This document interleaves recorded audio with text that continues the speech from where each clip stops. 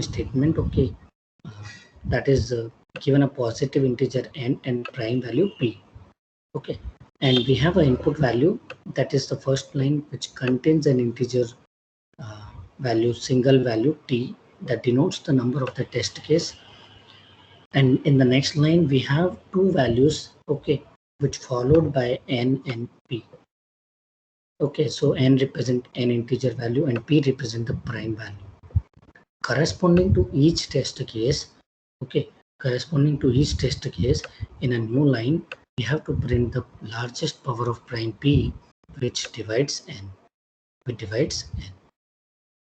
isn't it? Getting my point?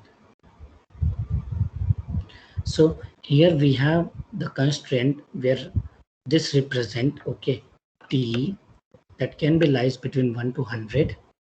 Okay, then we have n value, okay, which is 1 to 10, 1 lakh, 1 to 1 lakh, and then we have p, which is 2 to 5,000, which is 2 to 5,000. Okay, so you know that the sample input, okay, which is given as 3, and here we have to get the largest power of prime. How you will get it?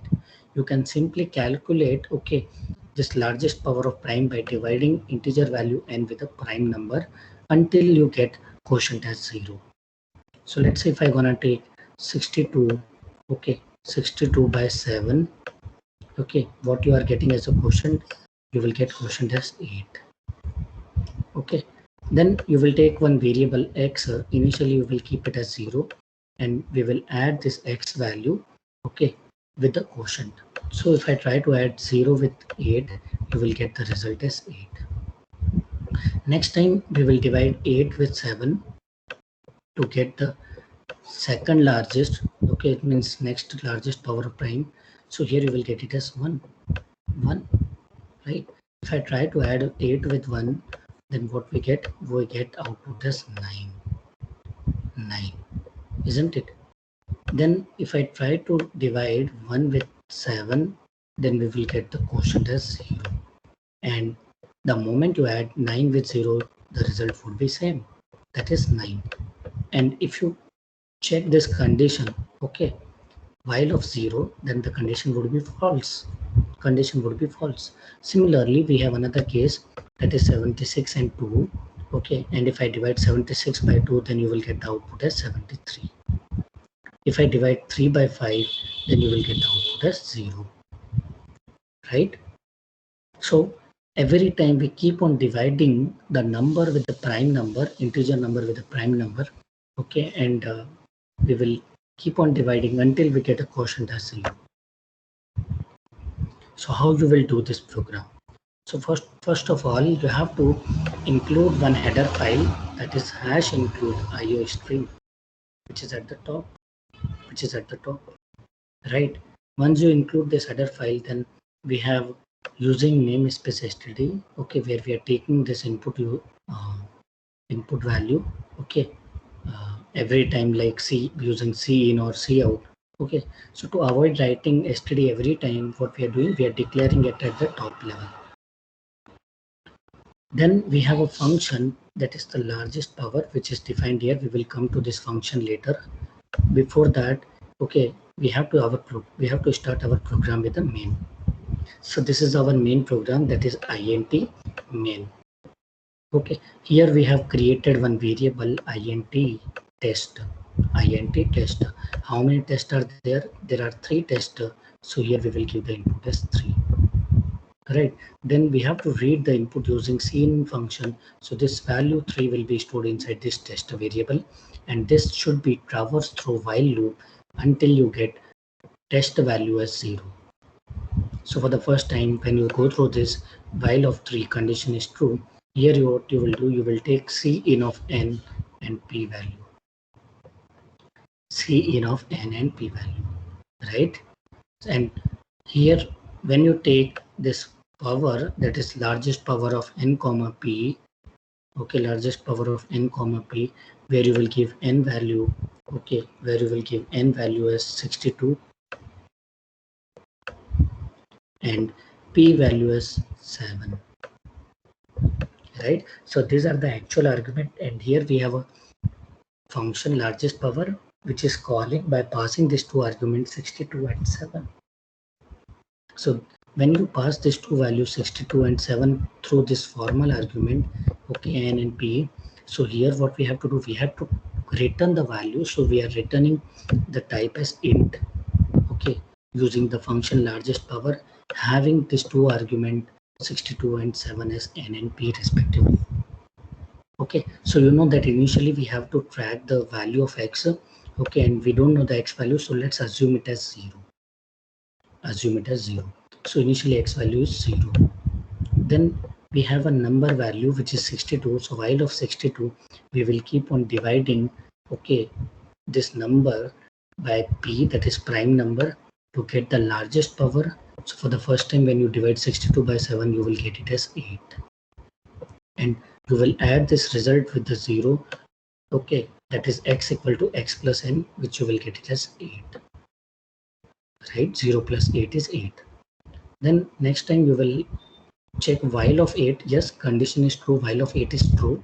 You will come here, and here you will have n division by n division equal to p, that is 8 division by 7, which you will get it as 1. Okay, now when you add 1 with this value, okay, you will get the result as 9.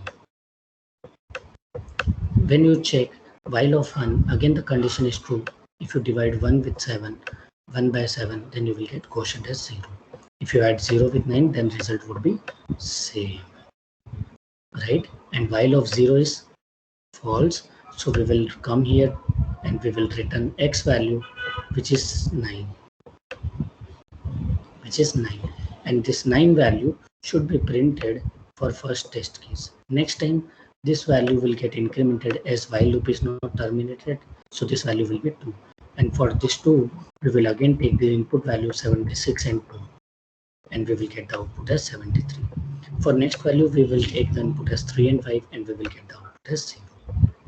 So that is how we are going to calculate the largest power of prime, isn't it?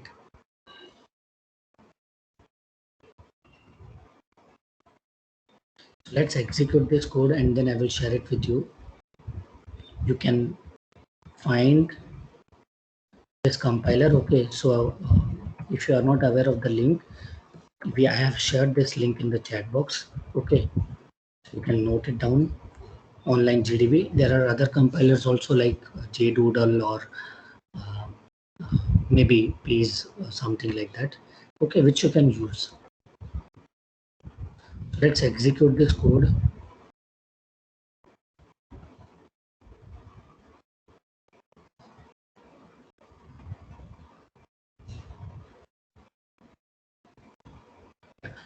Done this code. I hope every one of you have understood. Yeah. So if a user is giving the input as 3, okay, that is the that represent the number of the test case. Okay, if I give 62 and 7, where 62 is integer value and 7 is the prime value, the output should be 9. If user is giving 73, 76 and 2, then the output should be 73. If user is giving 3 and 5, then the output should be 0. Perfect. Take this output, execute it, and then we will come for another question. Okay. Once you execute it, then we will go for another problem. So I will give you 1 minute, okay, to execute this problem. If you have any query, then you can ask me query through chat or unmute your device. Okay, otherwise I will go for next problem. If you want question, then you can find the question here.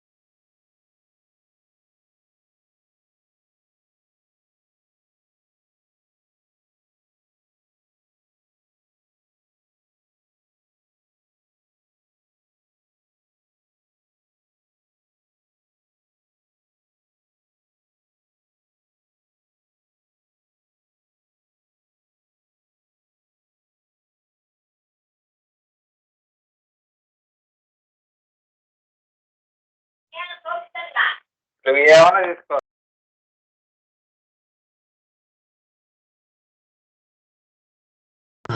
pardon please. Any queries? Guys, any query? Can we go for next problem? Yes, sir. Great. Yes, sir. Others? Done? Yes, sir. Fine. Just let me take the count. 44 people are there, right? This is batch 28. Count is yeah. Now we will land on another question. So likewise, we will take each and every question. Okay, where I will provide solutions and you can execute parallelly at the same time. Yeah. So we have a next problem statement. Okay, which is given with respect to the unique number. Which is given with respect to the unique number, right? So if you could see, okay, we have an input value, okay, which is given as lower and the upper value of the range. So we have given a specific range and we have to find the count of the numbers which consist of unique digit. Count of the numbers which consist of unique digit. So let's say if I take a value as 1 to 5, so how many unique digits are there between 1 to 5? How many values are there between unique digit between 1 to 5? Unique digit? We are talking about unique digit. All the values are unique. Getting my point? All the values are unique. So here you will get the output as 5. Getting my point? Then Achha, as in including both 1 and 5. yes. I thought Yes. just between 1 and 5. No. That's what I'm telling you. If we include this thing, how many values are there uniquely? Let's say if we consider the input value, okay, as 10 and 15. 10 and 15. So here what we are doing, actually we are considering 10 value, okay, and 15 value, and how many unique values are there. So there should be 5 unique values. There should be 5 unique values. If no unique value is there, then what you will do, you will print no unique value or no unique number. Simply print no unique number.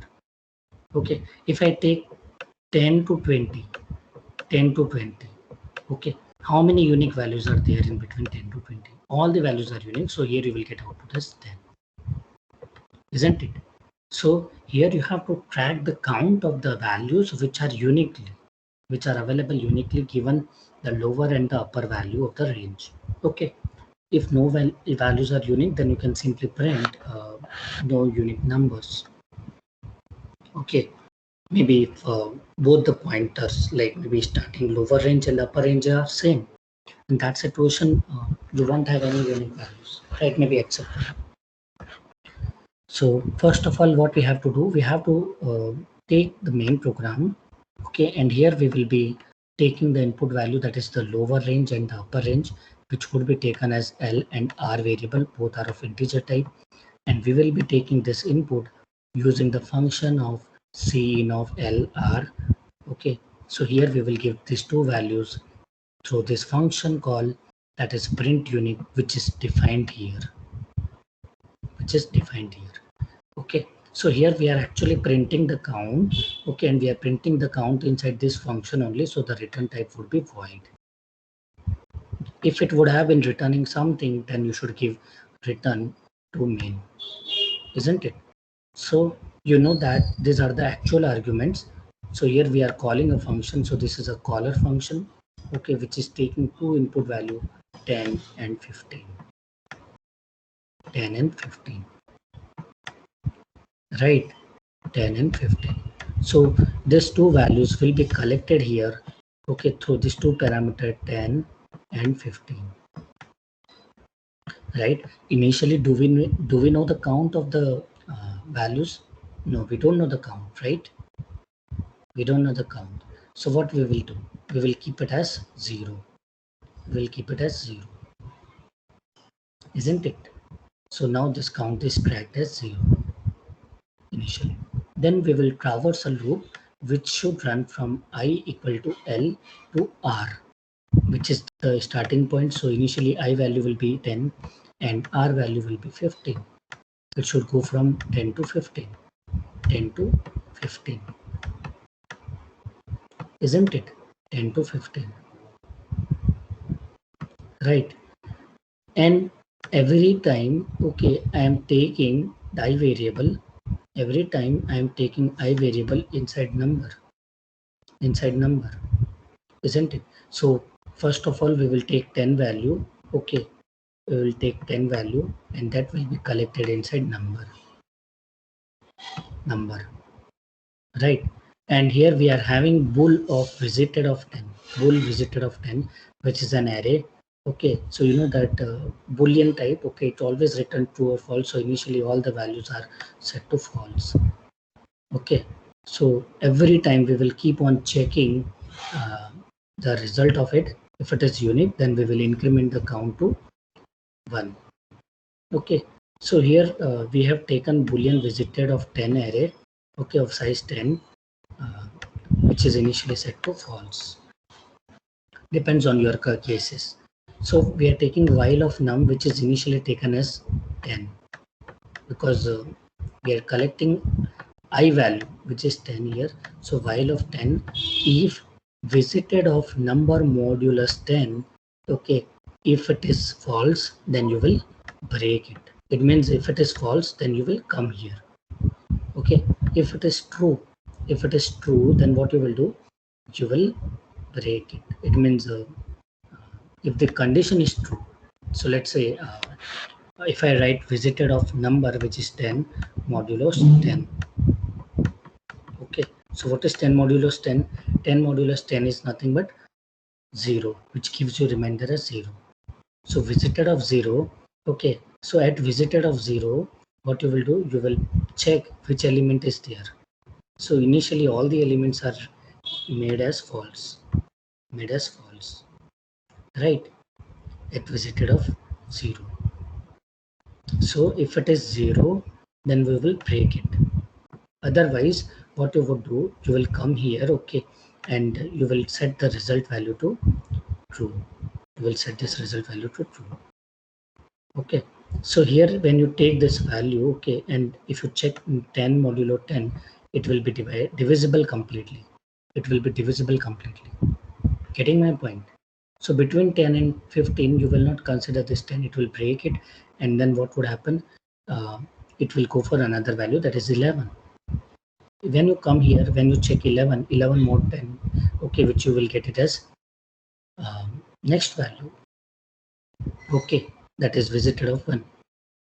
So here the condition would be true, okay, and next time you will come here, okay, and you will find the quotient value, okay, you will divide it by 10, okay, and every time you will check it until you get number value as 0. Number value is 0. The moment you encounter number value as 0, you will come out of it and you will compare if number value, if it is equal to 0, then can you please increment the count uniquely. So here we are checking if the number which you are getting, if it is unique and if it is comparing with 0, and if it is matching, then increment the count to 1. Okay, so likewise we will have a tracker where we will update the frequency of the counter variable count. Okay, and if count is greater than 0, then you have to print the count of the same. Otherwise you will print no unique numbers. Okay, no unique numbers. So let me execute this code and then I will pass on this code to you guys.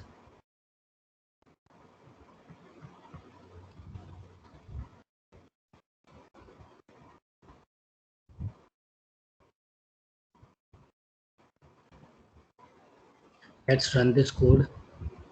So you can see that we have test cases which are given as 10 and 15. So given the input value as 10 and 15, output should be 5. Given the input value as 1 to 5, so you know that between 1 and 5, okay, we have 5 unique values. So output will be 5. right?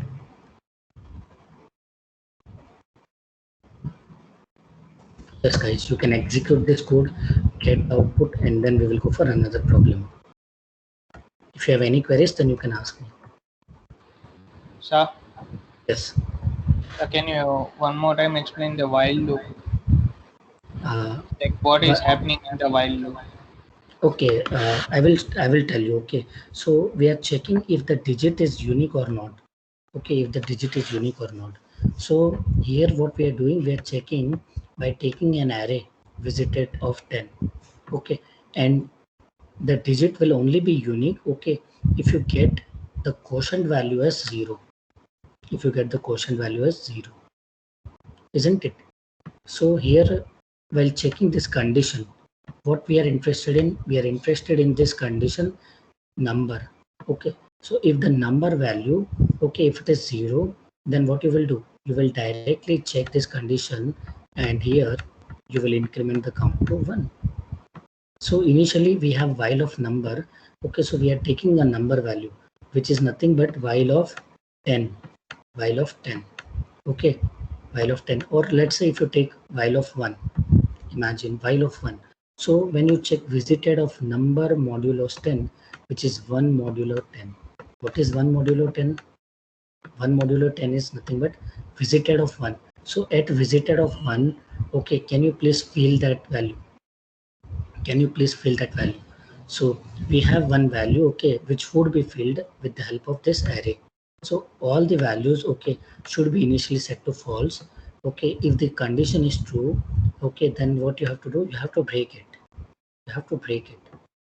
You have to break it. Okay, so here we have taken this array.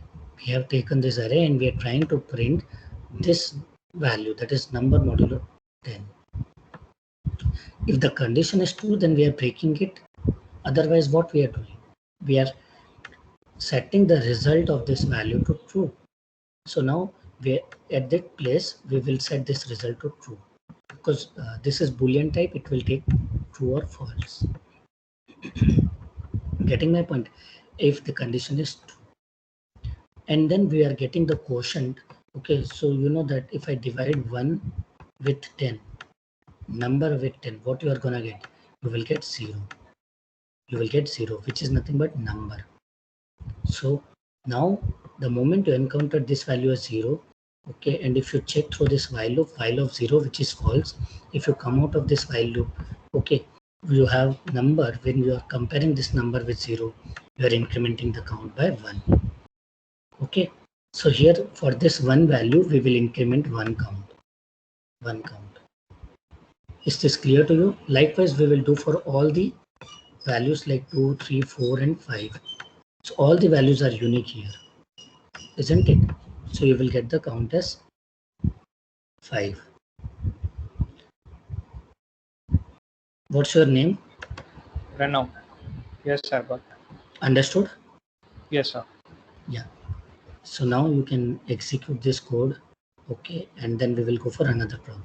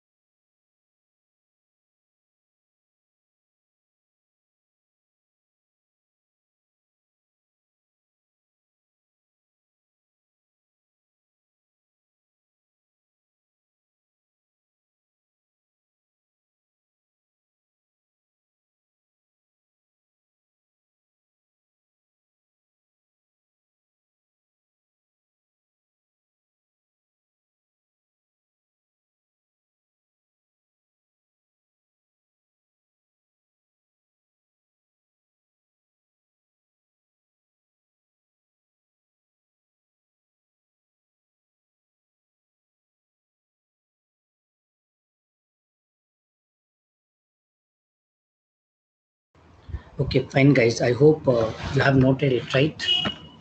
Done. Should we go for next problem? Yeah. So let's try to take this problem, okay, and try to solve it. So first of all, we have a problem statement to make a palindrome. Okay, problem statement is to make a palindrome. We are not supposed to check if it is a palindrome or not, but we have to make uh, a string as a palindrome, and we have to tell the number of the characters, okay, which we are appending, or which we are adding to make the character to make that string as a palindrome, isn't it? So we are given a string, okay, where we have to find the minimum number of the appends to make it a palindrome. Rearranging of the string is not permitted. Okay, so given the input value, okay, so here we have an input value which consists of a string, isn't it? And we have output value, okay, and the output prints the minimum number of the appends it needed. Okay, so you can see that if you are given a string that is a b c e c, okay, and if I add two more characters, that is b and a, okay, so it becomes palindrome. So how many characters are added? Two characters. So we have to print this count 2. That's all. But here the problem is we are not supposed to rearrange the string. It means we cannot shuffle these characters from one place to another place. Getting my point? Without shuffling, you have to check. So how you can do this? So let me take one simple example and make you understand. So let's say if I take a string, okay, as a b, isn't it? A b, and now I will get this string here and store it inside one array b, and you know that every string ends with slash now, right? So first of all, what you will do, you will calculate the length of the string. So here we will get the length of the string, okay, through which we will take two pointers I and j, and I will make I pointer initially at the 0th index and j pointer at this position, that is at last index, that is length minus 1, because you know that if we start from 0, then it should be length minus 1, right? Now you know that this is not a palindrome. I have to take the palindrome, right? I have to make it palindrome by adding some characters and getting the count of it. So you will check this character, okay, first character with the last character, okay. If they are equal, then what you will do? Then you will increment the pointer by 1, and then you will decrement j pointer by 1. So you will simply increment this I value by 1 and decrement j value by 1. If they are not equal, then you will return the status as false. Or you will change the flag status, okay. And then what you will do, you will increment I value to 1 by writing I plus plus, and decrement j value to 0 by writing j minus minus, isn't it? So you know that here we have I value, okay, which is coming here, and we have j value which is coming here, right? Now what we should do, we should keep on checking these values. Once this j crosses I, okay, then we will stop our iteration. So you know that now j has become lesser than I value, okay. Then you should stop. You should keep on traveling until I less than j, and the moment you encounter j value is greater, then you will stop it. And make sure that every time, okay, you will check one character from the first pointer, okay, or the first index with the last index, and increment I by 1 and decrement j by 1. Keep on checking this thing until you get the counter value, that is base value, right? So you know that here how many times this I is traveling for one time, okay. So here what you will do, here we will print this I value as an output, that is C out of I value, that is our output. So same you have to apply here. Okay, so initially I will be here, okay, which is at 0th index, then I will come here, I will come here, okay, and after this, okay, you don't have any character to traverse. Simply you can terminate the condition, okay, because a time would be there where you will have I and J at same position at this, okay, and after that there is no more condition. So how many times I value is traveling? 2 times, okay, so 2 should be the output. That is what we are interested in, right? So we are not reshuffling the characters or rearranging the string. We are doing it without rearranging by taking I and J pointer and comparing. So let's go with the program. Okay, so if you could see here, we have a main program. Okay, so first of all we are including bit/stdc++.h header file, okay, where we will have all the functions related to the C++. Okay, then we are creating a string object, that is string input. We are reading this string input using same function, and we are calculating the length of this function by writing input.length function, which will calculate the length as per our input. We have 1 2 3 4 5, so the length of the input string would be 5, and this 5 length, okay, should be collected inside this n variable. Okay, then we have taken one pointer value I, which we are traversing from 0 to the length of the string, okay, 0 to the length of the string, and we will keep on checking if it is a palindrome or not. Okay, if it is a palindrome, then we should return the status as true. If it is not a palindrome, then you should return the status as false. Okay, why should we go and check the condition? So you can simply break the condition if it is false. Okay, isn't it? So what you should do, you should simply write, okay, you should simply write this function, and here we will pass 3 inputs, that is string, initial pointer, and the last pointer. So what is string here? String is nothing but we have A, B, C, E, C. Okay, so first of all you will take A, B, C, E, C. A, B. Actually today we have a environment like humidity. Okay, that's where my this keypad, okay, it's sticky, where I am not able to write properly. A, B, C.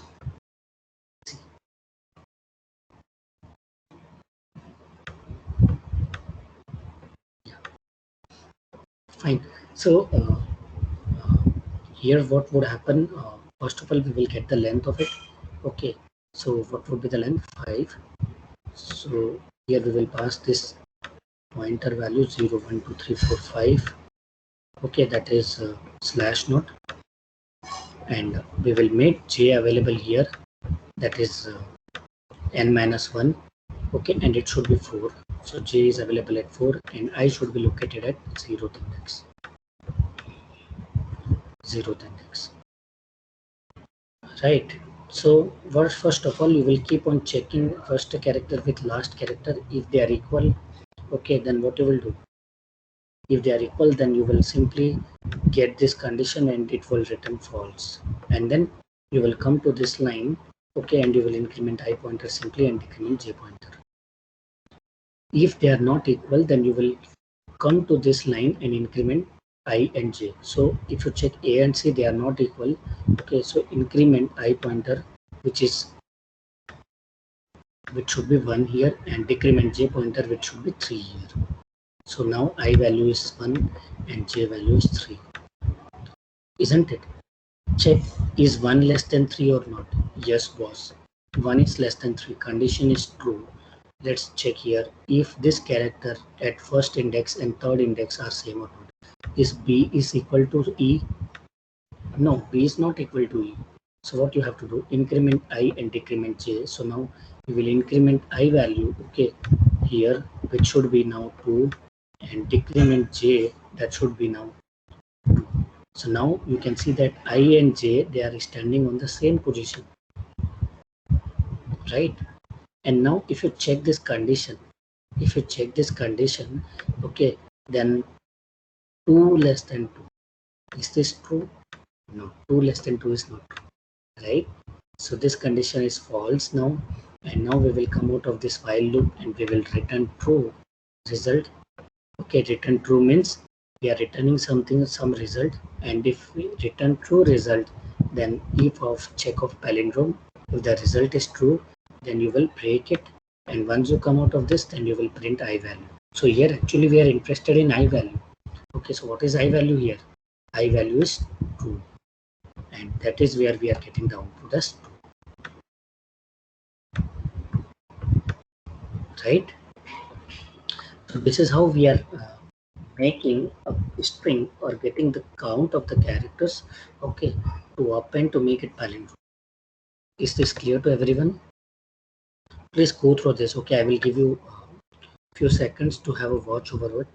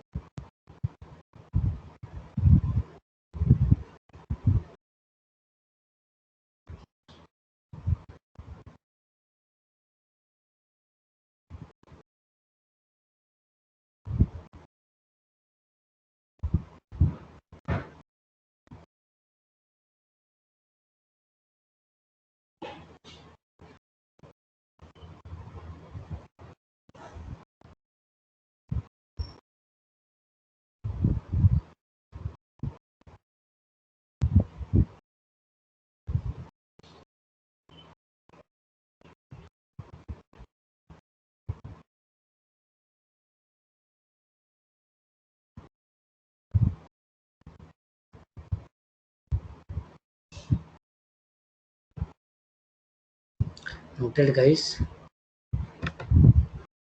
I think we should go for execution. Let me execute this code. So here I will add. Okay.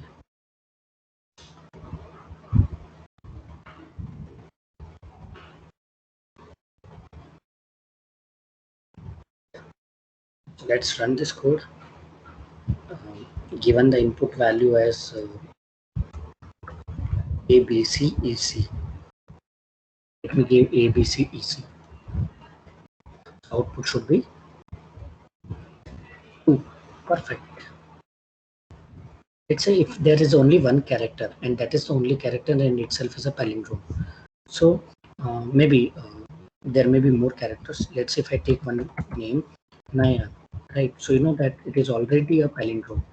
So if I click enter, then the output should be 0, right? Yeah, because this is itself is a palindrome. So execute this code. Just wait for a second.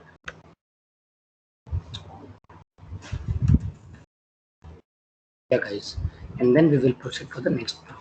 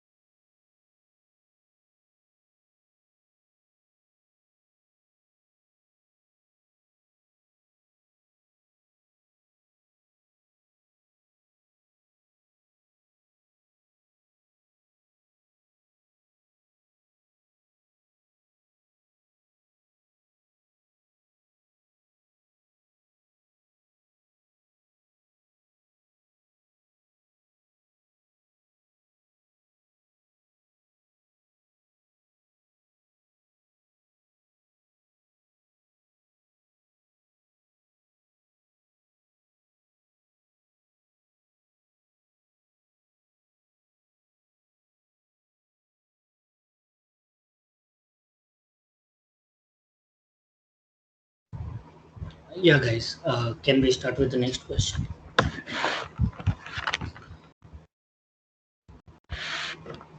Folks, completed? Sir, Yes?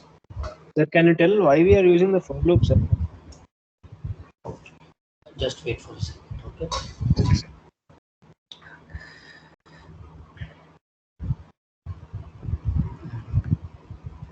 Yeah, see what happens, just wait for a second. Actually, my throat is not good. I have taken some water, but so here what we are doing, we are taking an input value, okay, and we are calculating the length of it, okay.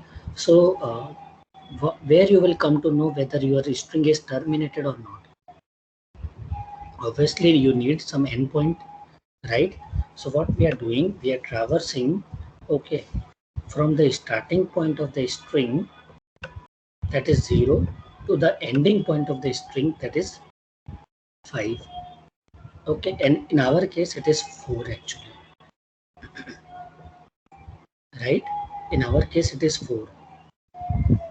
So what we have to do, we have to traverse each and every character every time. So first time what you will be doing, you will be traversing with I equal to 0 to n value, and you will be keeping I pointer here, okay. Next time what would happen, you will have I value which will be incremented,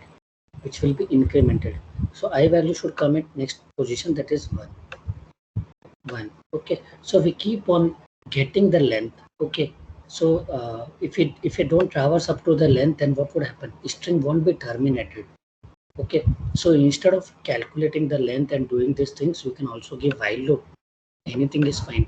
You can directly write while of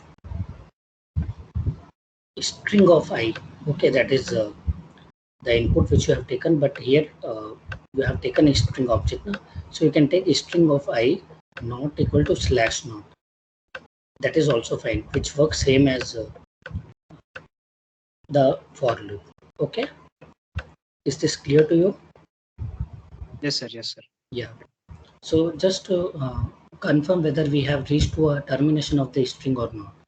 Otherwise, it keeps on checking up to infinite times, right? So there is a termination, that is slash not, that is by default available for string, and that is what we are interested in.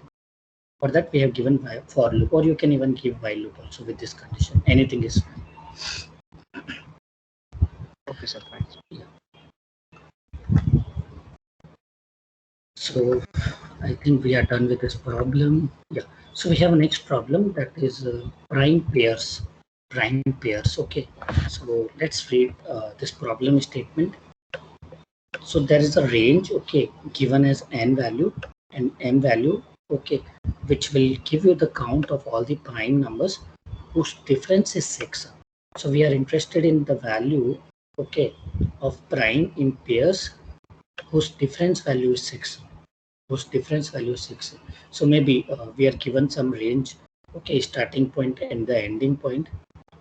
We have to take each and every value and consider if it is having a prime or not.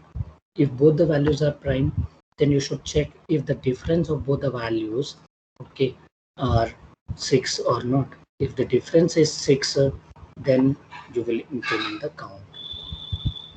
So output should be a single line, okay, to print the count prime pairs in a given range. To print the count prime pairs in a given range. Else we will print no prime pairs. No prime pairs. Okay. So here initially you could see that we are given a sample input as the starting point 4 and the ending point 30th. Okay. So you can take starting point as 4 and ending point as 30th. So this is your first input. Okay. This is your first input. So if you start from here, then you could see that we have 5. Okay. We have 5 and 11 pair. 5 and 11 digits, okay, in one pair whose difference value is 6. Then we have 7 and 13, both are prime, difference is 6. 11 and 17, prime, difference is 6. 13 and 19, both are prime, difference is 6. Likewise, we have 17 and 23, 23 and 29. Okay, so how many values are there in pairs whose difference is 6? Whose difference is 6. So we have total 6 prime numbers whose pairs, okay, of having a difference is 6. So how you will calculate it? So here you will require to traverse, okay, through the starting point to the ending point, and every time, okay, you will check if it is prime or not. So first maybe you have to check 4, okay, with 5. You will keep on checking these values if it is prime or not. Okay, then you will check 4 with 6. Likewise, you can apply any logic, or you can apply square of it. Square root logic also. Anything is fine. Okay. So Sir, that is, yes. so can we do like first we'll see whether the number is prime or not, then we can add 6. Yes, If that, both are prime, then it is a pair. yes, that is also fine.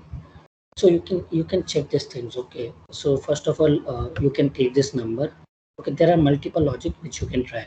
So you can take this number, check if it is prime or not. But what we are supposed to do, we have to check a pair also. Okay, we have to check a pair. So each time, okay, this lower range should traverse through this upper range and should find out some pair. Okay, so how many pairs could be possible? So you have to find out whether this 4 is prime or not. If it is not a prime, then directly increment this value. Then come to 5. 5. So now you know that 5 is what? 5 is a prime. So next value is what? 7. So you know that difference of 5 and 7 is not 6.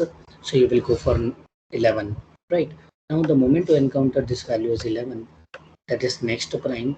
Okay. And now you will get one pair. Getting my point? So here we have got one pair. Likewise, we will go for another pair, that is 7, 13, 11, 13, 11, 17, then 13, 19, then we have 17, then we have 23. So every time we are having one pair, and obviously once you get this number, then there might be no same numbers, okay, which would be repeated here, because prime number is a number which is divisible by itself, okay, which is divisible by itself. So any numbers, okay, having more than one factor cannot be a prime number. Okay, so we cannot consider the same number with number which are having more than one factor. So we should look for the numbers, okay, whose factor is only one in pairs, isn't it? So here we have the logic, okay, where we are taking the input values. So you know that first of all we have to take these two values, n and m, which represent 4 and 30. 4 and 30. Okay, and we have a function called count prime, where we are passing 4 value and 30 value respectively. 4 and 30 value respectively. Now this function is defined here. Okay, and this function is telling if count is greater than 0, then print the count. Otherwise, say there are no prime pairs. There are no prime pairs.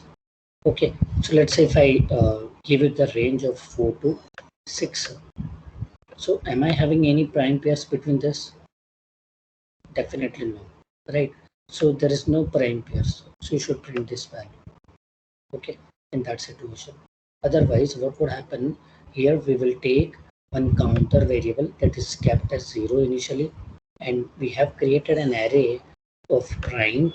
We have created an array of prime, okay, which is taken as r plus l, okay, as an array. Fine. Then we have taken this memset function. Okay, so every time you are calculating this prime value, and we are storing, okay, and this memset function is telling us the status if it is prime or not. Okay, if it is prime or not, isn't it?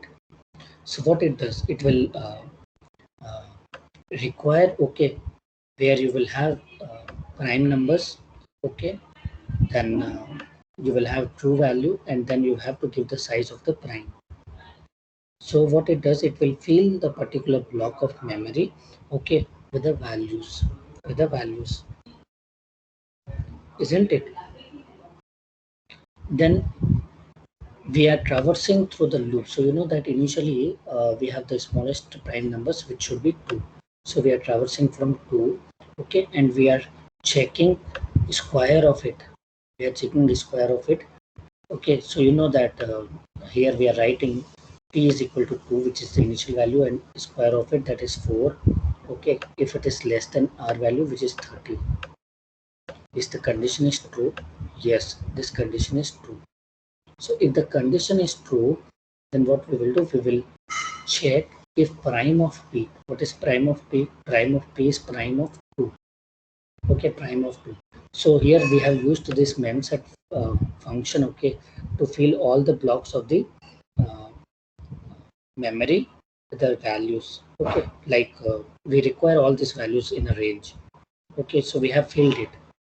Okay, so we will check if that value, okay,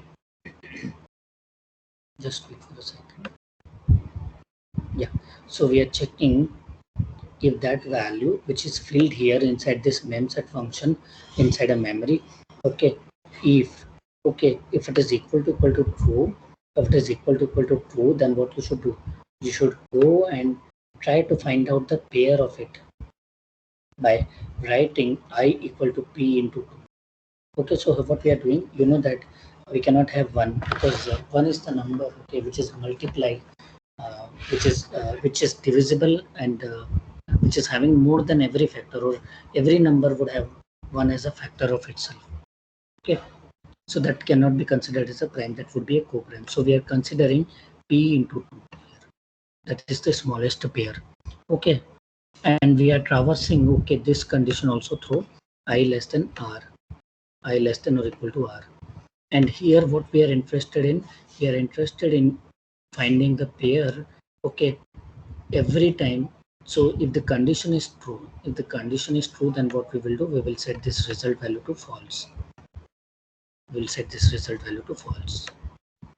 So first of all, you will have p value as 2, okay, and you will check is 4 less than or equal to 30 or not. Yes, the condition is true. So can you please set prime of I, that is prime of 4 to false, that is boolean value. Okay, boolean value. So now what is that value? That is not a prime value. Okay, otherwise what would happen, we will traverse, okay, we will traverse from I equal to L to r minus 6, that is up to the end value. So you know that we are interested in uh, getting the difference of 6. Okay, so we will find up to r minus 6, and we will check if prime of I, okay, if prime of I and pair of it, okay, if they are having a difference, okay, of 6, and if they are equal, okay, it means if they are true, then you will increment the count by 1. You will increment the count by 1. Every time you will keep on incrementing the count if you get one pair. Okay, so first of all, you have to check if it is prime or not.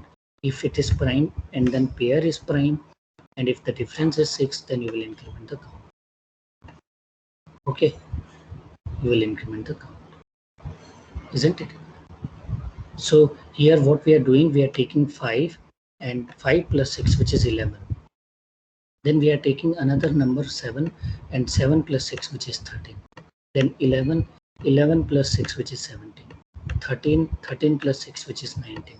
17 plus 6, 23 plus 6, 29.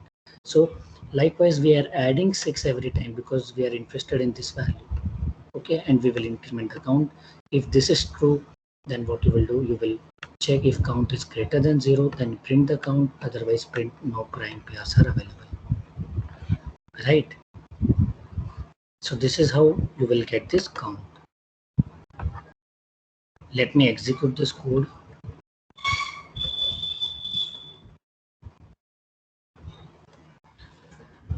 So we are taking one prime value and adding 6 to it, okay, because we have to get the difference, okay, of both the value as 6.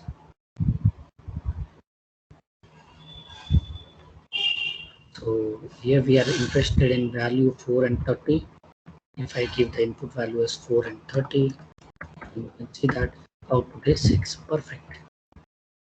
Okay, let me give another value, 4 and 6. 4 and 6. So you can see that there are no prime pair which exist over there. That's all. Simply go through the code, execute it, get the output. If you have any questions, then you can ask.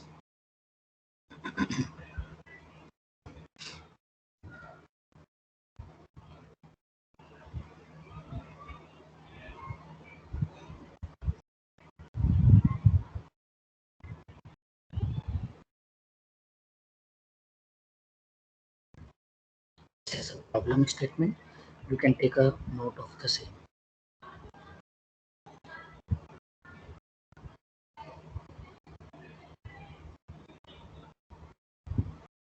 So here we are using memset function. Okay, this memset function, it is something related to the pointer. Okay, every time it will take a block of values. Okay, set of values like prime, true, and size of prime. That is the total size. Okay, and what it does, it allocates and fill all the block of the memory with a particular value.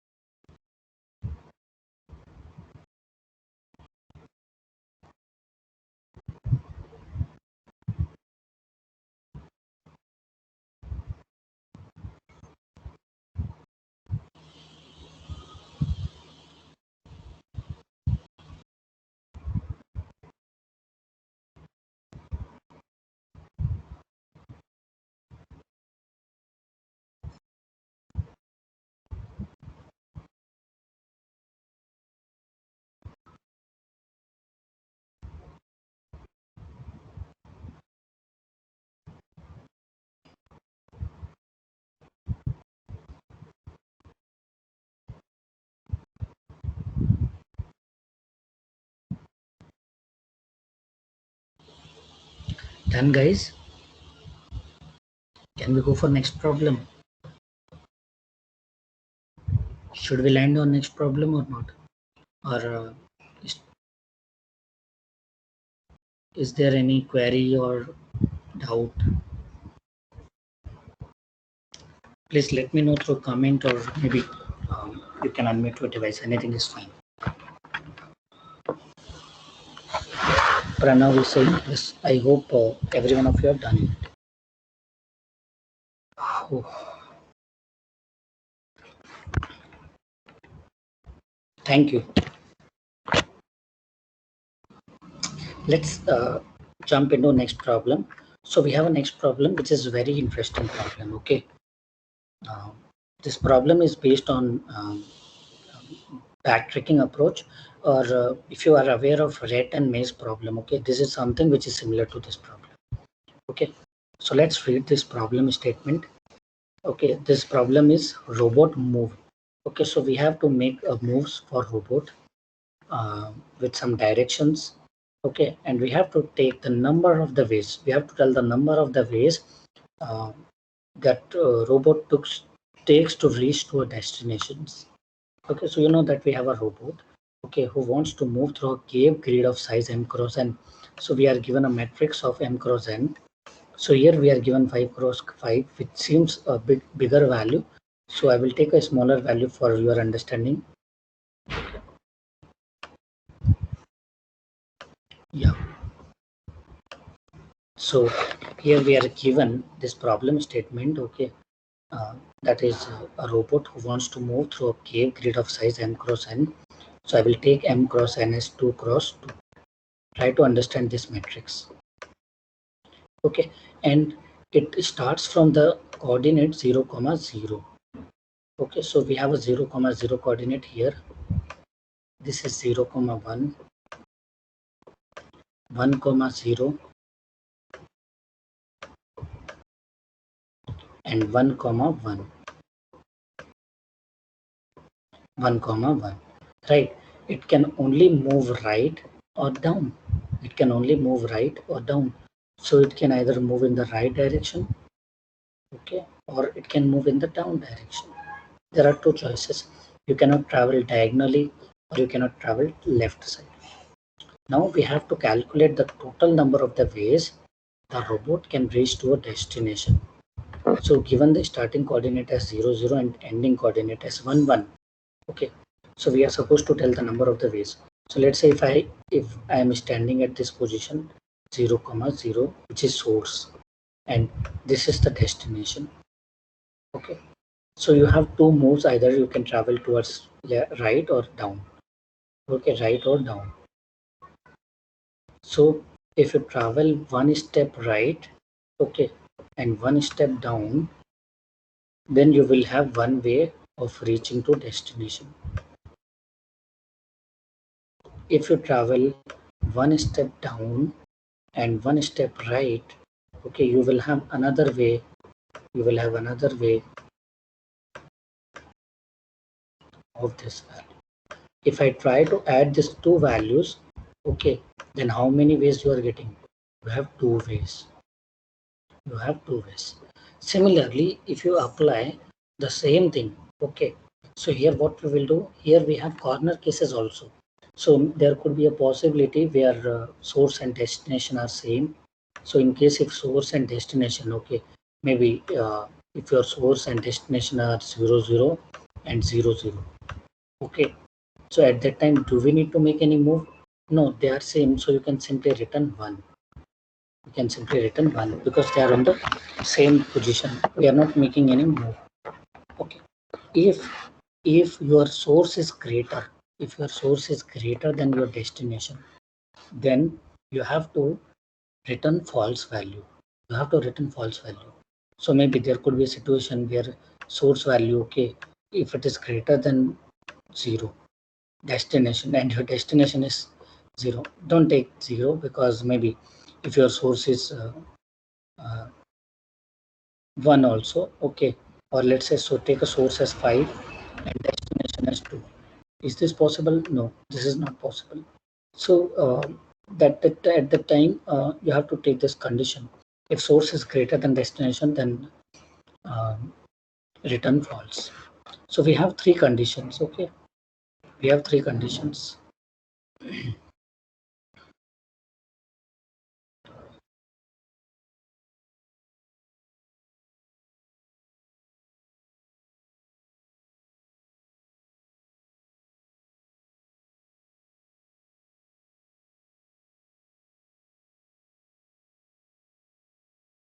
Yeah. So if you look here, right? So we have these choices. So let's try to understand with the program. Okay. So first of all, what we are given a main program. Okay, we are given a main program in which we are taking the input value m and n, right? So what is m value? As per our input, we are taking it as 2, and what is n value? We are taking it as 2. Okay, m and n is 2 cross 2. Then we are calling one function that is total ways, where we are giving the starting coordinate 0, 0 and ending coordinate m minus 1 and n minus 1 respectively. M minus 1 and n minus 1 respectively. So according to our condition, what we are giving 0, 0, m minus 1, that is 2 minus 1, which should be 1, and n minus 1, which should be 1. So we are passing 0, 0, 1, 1. Okay, so these two inputs, it means 4 inputs or arguments will be collected through this formal parameters like CR, CC, R and C. Okay, so here what we are doing, we are returning the total number of the ways. We are returning the total number of the ways, right? So we will be keeping this return type as int. Okay, and then this will be the total ways, which is a function which is defined here. And then first of all, we have to check the corner cases. If your source is greater than row number, that is destination number of first coordinate, and if source is greater than destination of column. Okay, so this is for rows and this is for column respectively. If it is greater, then can you please return 0? So we have to check corner case also. Okay, so here we are returning 0. Otherwise, there could be a possibility where your source and destination are same. Okay, you are in a same square box and your destination and source is same. So you should check if CR is if it is equal to R, and if CC if it is equal to C. Can you please return 1? Can you please return 1? So here we are simply returning 1 as a output. Okay. Otherwise, we will keep on returning 2 inputs. Either we can travel right side or we can travel down side. So when you travel right side, increment 1 with CR because you are traveling in right direction, and keep the other thing as constant. Or if you are traveling downside, then increment CC with 1 and keep the other thing as constant based upon the condition. 2 choices are there as of now. So you will call this function total ways recursively. Okay, and we are making CR, okay, which is same, and we are adding column wise, that is CC plus 1 comma R as constant and C as constant. Okay, plus total ways of CR plus 1, that is row wise in the right direction. Okay, comma CC comma R comma C comma C.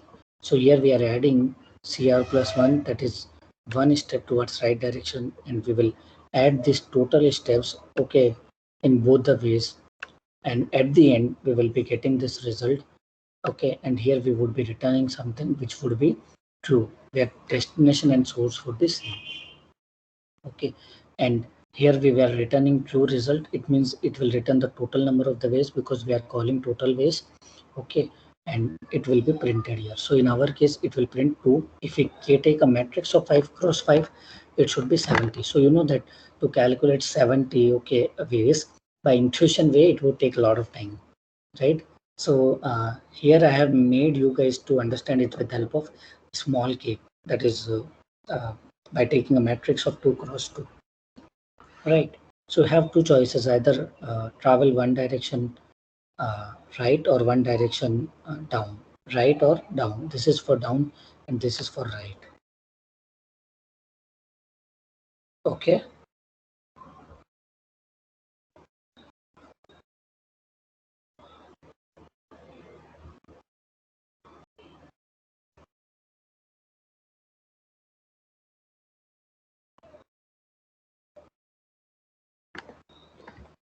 So let me clear this and I will execute this code.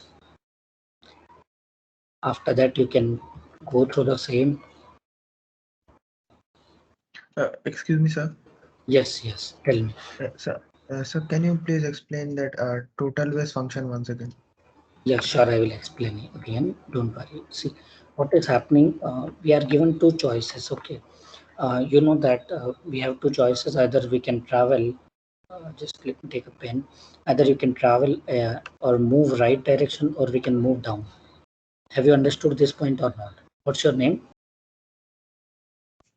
Yes, sir, I understood. Sir, Niladri, sir. Yeah, see, so we have we can travel either towards right or we can travel either towards down direction. Okay, right or down. So now coming to this choices, okay, if I take a cave or grid of 2 cross 2 or 3 cross 3 or 5 cross 5, okay, getting my point. If I take these choices, okay, 2 cross 2, 2 cross 2, this is your starting point, this is your ending point. Okay, imagine you can travel right or you can travel down any number of steps, any number of times. Okay, you have to tell the total ways. Okay, so from here, what you can do, you can travel either right or one down. This is the one way. Okay, this is the one way. Or you can travel down or you can travel right. Okay, this is the another way. So either travel right down or down right.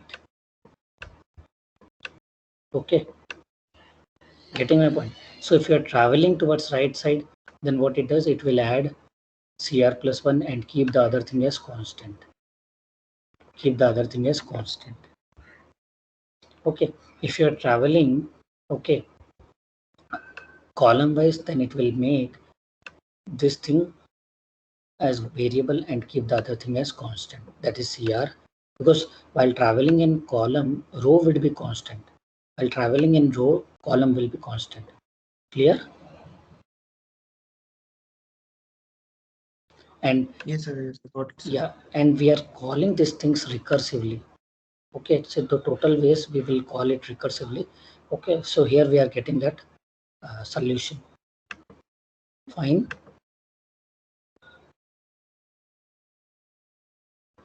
Yeah, so let me, Sir, yes, tell sir, me. why we are using plus in between? Like, what is the meaning of plus? Oh, see, the thing is like that. See, you have two choices. Okay, let me tell you. Maybe if tomorrow, okay, if you create some problem where I ask you to travel in diagonal direction or towards the left direction, right? So what you will do? You will keep this left direction as variable and keep the other thing as constant. So here we have only two choices. Okay, either you can travel down or you can travel right side. So while traveling downside, okay, you are making column as variable and other thing is constant. So you can see that CR is the starting coordinate and CC is the next coordinate in column. Okay, so column wise you will travel. Column wise you will travel.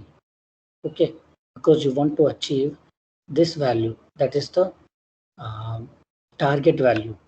Okay, you will achieve target value and you will only achieve target value, that is one, that is 4, because according to our condition 5, if we take a grid of 5 cross 5, okay, so here we would have 5 4 5 minus 1, that is 4, and n minus 1, that is also 4. Okay, so for the first time, okay, when you travel through 0 comma 0 step, 0 equal to 4, this condition won't be satisfied. Okay, so if this condition is not satisfied, then we will not go and execute this condition. We will wait for the time until we get this condition, that is 4 and 4. Okay, so when you will get this, either you should travel right or you should travel down. Okay, so when you travel right side, you will make CR plus 1 as variable at one step, and now we have come to second grid. It means in a second square. Or you can travel downside. Okay, that is the another choice. So we have two choices. Okay, otherwise maybe in future if we have one more choice, then we have to call total ways one more time. This is recursion. Okay, so you know that recursion have two condition, one is base condition and other is termination condition. Okay, so you should always check the base condition and termination condition. So this is something which will take you to the termination point. Otherwise, how you are going to achieve 4 equal to 4 here? Definitely you cannot achieve it until and unless if you don't make column wise travel or row wise travel. Getting these things or not? Is this, Yes, sir. yeah, So, sir, we will use place whenever there are options, right? yes. Okay. So what I will do here, I will take the input value. Okay, 5 cross 5. So if I take 5 cross 5, then the output should be 70. Perfect. So just to make you guys understand, okay, because if I take 5 cross 5, then it might take half an hour to make the possible ways. Okay, so you should try with the 3 cross 3. Okay, so if you take 3 cross 3, you will get the output as 6, right? So there are total 6 ways. Total 6 ways. Take a note of it. Just wait for a second.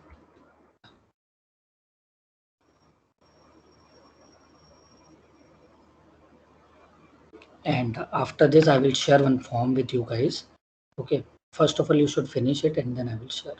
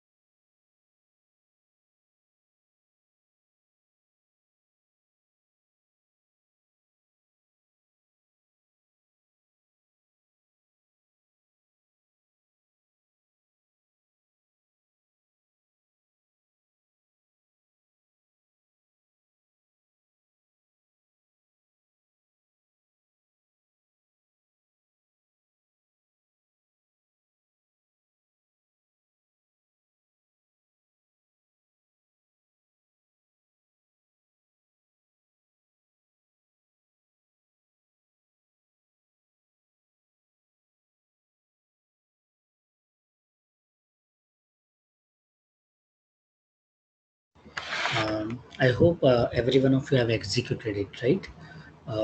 Just let's wait for, let me share this document. I think this batch is 28.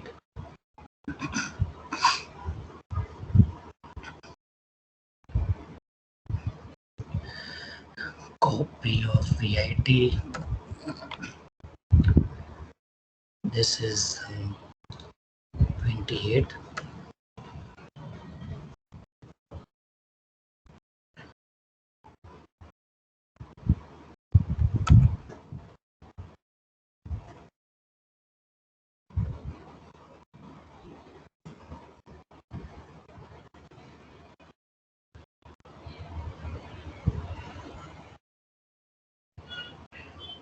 Yeah, guys. Sorry. Actually, we are taking continuous sessions without gap because of that. It's Sunday today, so it's a tight season, right? So we are not even getting a rest. So because of that, my throat is not good. Yeah. So guys, what you should do, you should go through this form, okay? And you have to fill it before 8:30. 8:30. Okay. Make sure that you should fill it before 8:30. Isn't it? Response are open. Fine. Yeah. So I think we should go for next problem. Let's take one problem from data structures and algorithm. Right. Let me take one problem for. Let's take this problem. It's a one. Okay. I think let me take this one. Create and implement a tree structures. Right. So do you know that what is binary tree, binary search tree, in order, pre-order, post-order? Okay. So before getting into this, you should be aware of binary tree, binary search tree. Okay. Then what is in order? What is pre-order, post-order? How to print the elements? Okay. In this, how to create a tree node. Okay. Then how to insert an element inside a tree. How to traverse an element. All these things are important while going through the implementation of the tree concept. So here we are given a problem which says that create and implement a tree structure. Okay. And we have to write a program, okay, to create and implement a tree structure. Use DFS to display the elements in order, pre-order and post-order. So you know that in order, okay, it follows left node, then root node, and then right child of it. Okay. Coming to pre-order, first of all, you should have root, then left, and then right child. Coming to post-order, first of all, you should have left child, then right child, and then root child, root node. Print the root node at the last. Okay, this is the order which we should follow. Okay, so now initially you may not be aware, okay, how to print these elements. So if the given input is 5, which represent the 5 values, that is 5, 8, 9, 4, 6. So as it is given in the problem, that first line, okay, prints in order, second line prints pre-order. So pre-order would have root first, that is 5. So 5 is the root. So take 5, which is root. Now we will apply binary search tree on this. We will create one binary search tree. So what is binary search tree? Binary search tree, okay, says that all the elements, okay, all the elements from the root nodes towards the left child or subchild on the left side should be lesser than the root node, whereas all the elements, okay, from the root child towards the right side should be greater than the root node. Should be greater than the root node. Okay, so we have next element 8. Where 8 should go? To the left or the right? Yes, 8 should come in place of right of 5. Perfect. Then we have 9. where 9 should come. 9 should come in place of 5. So first of all, you will compare 9 with 5. Oh, 9 is greater. Let's compare with 8. Oh, it is also greater. So can you please go and insert the data towards the right of 9? It means right of 8. So 9 will come in place of right of 8. Then we have 4. Okay, so 4, you know that this is something, okay, which should come in left of this child, because it is lesser than the root. Okay, so now can you please insert 4 value towards the left of it? Yes, do this. Then we have 6. Okay, so here the 6 value, okay, should be come in place of right of 5 but less than 8. So this 6 value should come in. So this is the binary search tree which is ready, and for this we will apply in order, post order and pre-order. Okay, so first of all we will apply in order. So you know that coming to in order, okay, first of all you should cover left child first. So what is left child? 4. Okay, 4. So first of all we will print 4. Yes, boss. Now is there any left of it? No, there is no left of it. Now left is covered. Now we have come to root. So now this is root. So can you please print root? So print this one. Right. Now we have printed root also. Then we will come for right child of it. Okay, so now this is right side, but right also have some left. So here we will look for left. So we have a 8, which is a root node, or you can say it is a root of this 2 child, that is a parent of this 2 child, 6 and 9. Okay, so now look for this 6, because this is left, and then root, that is 8. So 8 will come, and then 9, which is this one. So this is the in order traversal. Similarly, we have pre-order, where 5 will come first, that is root, then left child, which is 4 only, then right child, which is 8, because 8 is a parent of this 2. So cover parent, then left, and then right. So it will be 8, 6, 9. 5, 4, 8, 6. Then we have post order. So in post order, root should be at the last. Yes, root is last. First cover left child. So what is left? 4. So we have printed 4. Do we have right of it? No, there is no right or left. This is the leaf node, terminal node. Okay. Then we have another thing, that is right of it. Okay. So first you should cover right side. So you will come here. This node will also have left. So cover left, that is 6. So we'll print 6. Then we will print right, that is 9. And then we will print root, that is 8. And then 5. So here we are trying to print these values. Okay, we are trying to print these values, isn't it? So what we are doing, we are interested in printing and implementing these values. So how you will create a node for this? So you know that initially, okay, we have to create a structure of the tree. So can you please create a structure of the tree by writing this value? So initially we have a root node.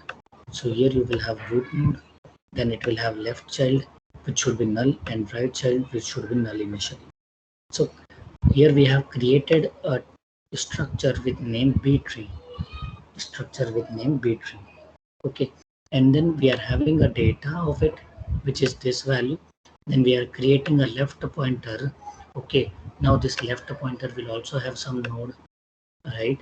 This right pointer will also have some node, right?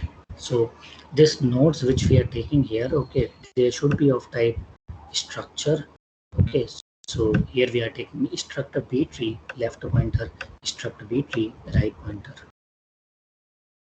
Then we are taking structure B tree, root pointer, and temporary pointer. Because you know that we will be allocating some memory. Okay, and for that we should compulsory require the tail of the root pointer and the temporary pointer to insert and allocate the values one by one. So now let's come to the main function. Coming to main function, initially we have to take n variable where we will take an input value 5 from user. So to enter this 5 values, we will traverse through this loop. Okay, that is running from I equal to 0 to n value, that is 5, less than 5. So we will store this element like this. It means internally it will store in BST format. Okay, but you know that your machine, okay, or computer never store elements like free. It always stores in a single format inside one line internally. So when you come here, you will call a create function. Just wait for a second.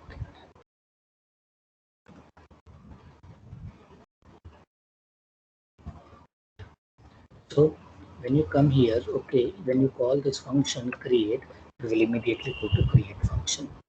So this is my create function. So this create function will create a space for you. It will not insert elements, it will create a space. So you know that when you take admissions in universities, okay, so university has to allocate one space for you. Let's say if university have a maximum capacity, okay, of 1,000 people in one branch. Getting my point? So they should allocate one space for you. So here we are, what we are doing, we are interested in allocating the space using malloc function. So you know that this malloc function, okay, having a syntax that is malloc size of, okay, struct a B tree which we have created here. That is the node. Okay, that is the actually a space which we want. Okay, that is the type which we are interested. Okay, so we have created malloc size of B tree. Okay, and you know that this malloc returns void pointer. So compulsory you should typecast it to the same type. So this is typecasting we are doing here. This is typecasting, and we are taking it inside temporary pointer. It's like an array internally. Okay, then we have taken n value, okay, n variable. We will collect the value from user and we will insert the value inside the temporary data part. Temporary data part. So first of all, create a node. Okay, can you please insert one value inside temporary data part? Yes, I can do that. So go and insert the value 5 inside temporary data part. Yes, this is done. Then do you know the left child of 5 and the right child of 5? No, I don't know. As of now, I don't know. So can you please make temporary right, temporary left equal to null? Yes, let's do that. So make this as null and this as null. So likewise, we will go and insert, okay, we will go and create a space for this, not insertion, space, creating a space and inserting the values. So what it does, it actually creates a memory space for 5 values. Okay, so internally it will create a space like this. If you see graphically in a tree structure, okay, in a BST. Okay, so it will create one tree like value structure. Then you will check if root pointer, okay, if it is equal to null, then what you will do, you will make root pointer point on temporary. You will make root pointer point on temporary, isn't it? Getting my point? Otherwise, what you will do, you will call insert function with root passing. So you will call insert function, and when you come here, okay, when you come here, so this is our insert function. This is our insert function. So this insert function contains one pointer value, that is t. Okay, and we are checking if t arrow data, if it is less than temp arrow data, okay, and t arrow right if it is not equal to null. So first of all, you have to check if space is there or not. So if temp t arrow data, if it is lesser than temporary, okay, it means you should check the size. Okay, you should check the size. Is the size what you have created, okay, if it is this or not. if the size is not allocated, and if the size, the value which you are storing, okay, if it is not matching with the size, then what you will do? You will not go and insert the data. Okay. So first of all, check it if the space is there or not. So here we will check if the space is there, then we will go and insert the data towards the right. If t is right is not equal to null. Okay. Otherwise, what we have to do, we have to check if t is data, if it is less than temporary is data, and t is right if it is null, then can you please insert or make temporary point on t is right part? Because let's say there might be a situation where you have some element, let's say 5 here, and you will have left child of it, and you have another element that is 10 here. Okay, now you know that this part of it, okay, this is not null, this is not null, okay, because there is some value which is already occupied by some another value, okay, at this particular place. So if this is not null, then what you have to do, you have to make this temporary, okay, point on t is right part. So now this temporary will point on t is right. Where is t? T is initially here, t is right is this one, so this temporary will point here. And then from here what we will do, we will check if t is data, that means 10th data, okay, t is data, that is 5, okay. If it is lesser than 10, okay, if it is lesser than 10, then check t is right is null or not. If t is right is null, then can you please go and insert the data towards right? Yes, go and insert the data 12 towards the right. Like that we will be inserting. Okay.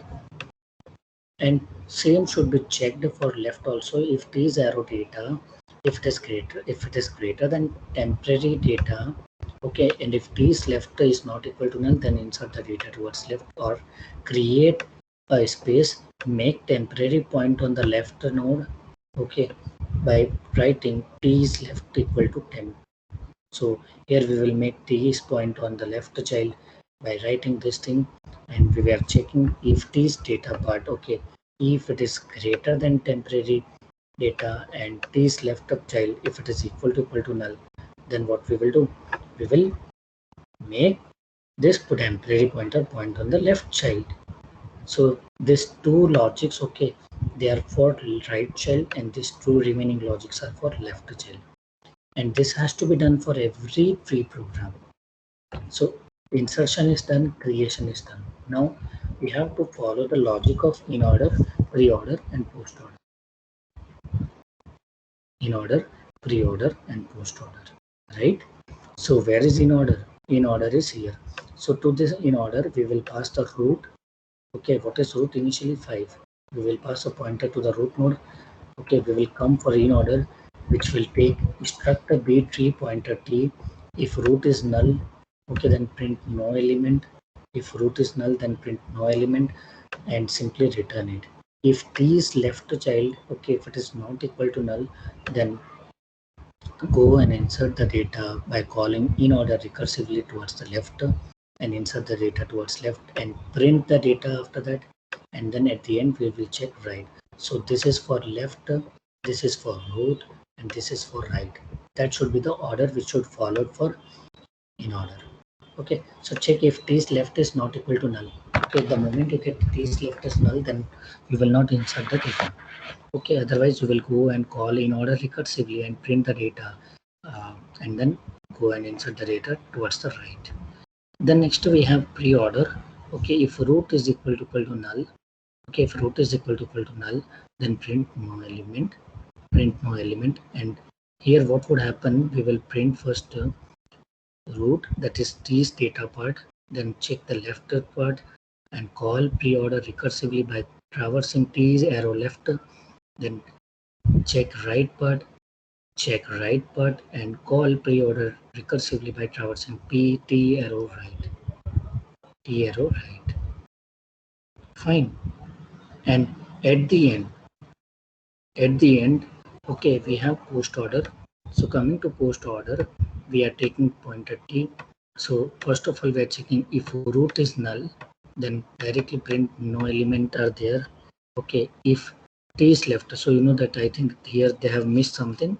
So first of all, in post order, we should have left child. So we should write if T is left child, if it is not equal to null, then call post order of T is arrow left, then call T is arrow right. Okay, with this statement, and then at the end you will print the root node. You will print the root node. So here they have missed something which I will add in program while executing it. Okay. So that is all about printing the elements in the pre-order, post-order, and in-order traversal. Fine. So let me execute this code. This is a lengthy code, okay? But likewise, you can practice many questions. We have BST, then we have lowest common ancestor problem, we have segment tree, Merkle tree, right? Then how to calculate the diameter. A lot of problems are there.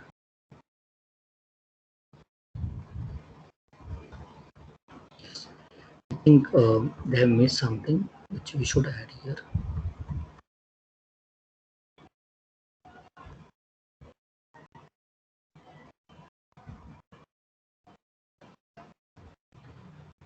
So here we have to add if T, okay, if T arrow left child, okay, if T arrow left child, if it is not equal to null, then what you should do? Can you please call post order, okay, recursively by passing T arrow left child. That's it. Okay, so first left should come, then right should come, and then root. Okay, so let me write here left, right, and then root. In coming to pre-order, first you should have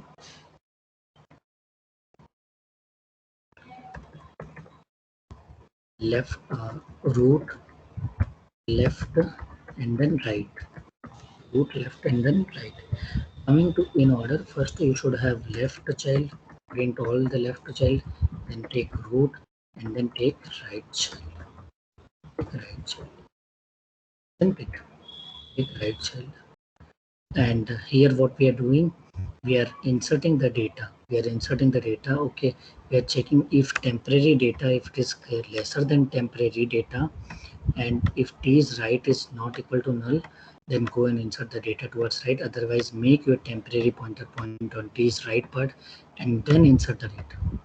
Otherwise, do this thing for left child, okay, and check if T's data part is greater than data part, temporary data part, and if T's the left pointer, if it is not equal to null, then go and insert the data towards left. Otherwise, make T temporary pointer point on T's left part and then insert the data. And here we are creating or allocating the memory, which is done here, and this is the creation of the node. Creation, defining a tree, defining a structure of a tree. That's all.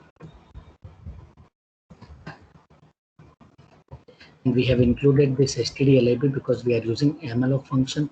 This malloc function returns void pointer, which is typecasted here to same type, and then we are collecting this value inside temporary. Let me run this code.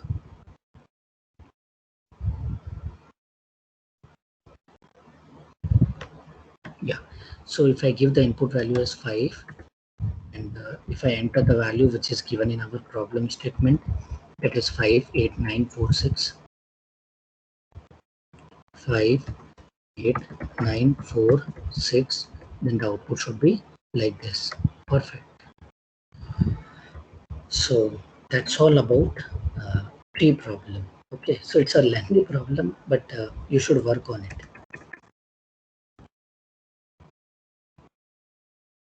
So let me share this thing with you guys, so you can go through the same.